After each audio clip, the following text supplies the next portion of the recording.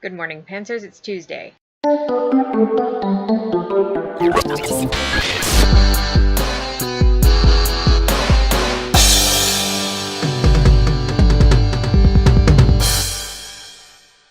Phoebe tried to upload earlier and couldn't make it happen, so I hope that I can upload this one. We'll see how it works out. So the first thing I want to talk about this week is the allegations of sexual abuse and sexual assault and manipulation and emotional abuse and misconduct that has been going on in the YouTube community. I'm sure that you guys probably have heard about this. If you haven't, I will link to a master post in the doobly-doo. It makes me really sad and angry and frustrated and upset and depressed and numb to think about it being so prevalent in our community, in a community that prides itself on decreasing world suck. Sadly, I'm not very surprised because abuse is everywhere. I don't think I really have anything very important to add to the conversation, but I felt like it was important to not just let it go by unacknowledged. I think talking about it, Hank made a video about it and he posted about it on Tumblr,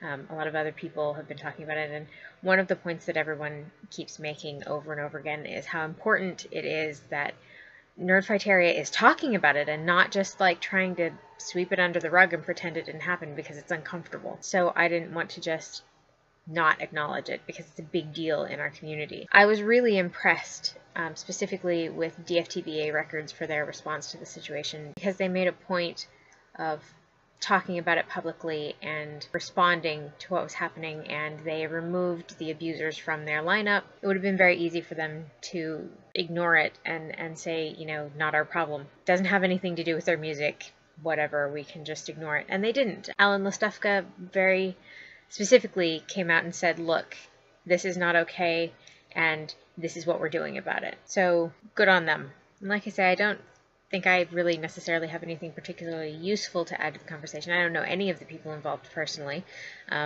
Some of the people I'm only vaguely aware of, but I didn't want to not talk about it because I think it's important that we talk about stuff like this. Not we, the Pantsers, but we, society in general.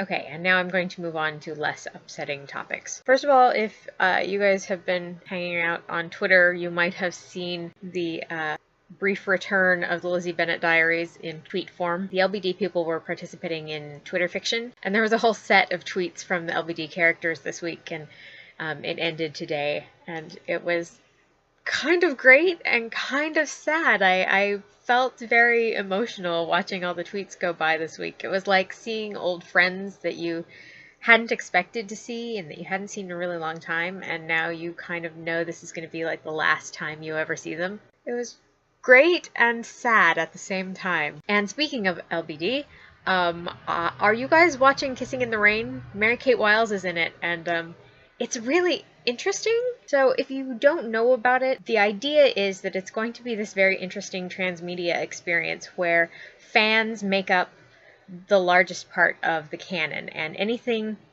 that gets reblogged to the official Tumblr becomes part of the canon. And it's really interesting, and I'm very excited about it. I'm very excited about kind of watching it happen. And the two characters that we have so far are named Lily and James, so that's kind of fun in its own weird fan way. I will put links in the doobly-doo to the YouTube channel and the post that explains how the transmedia stuff is supposed to work, and the official Tumblr and stuff like that.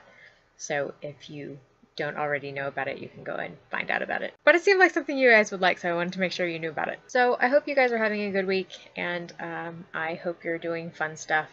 And Phoebe, I hope that your video uploads at some point. Don't forget to be awesome.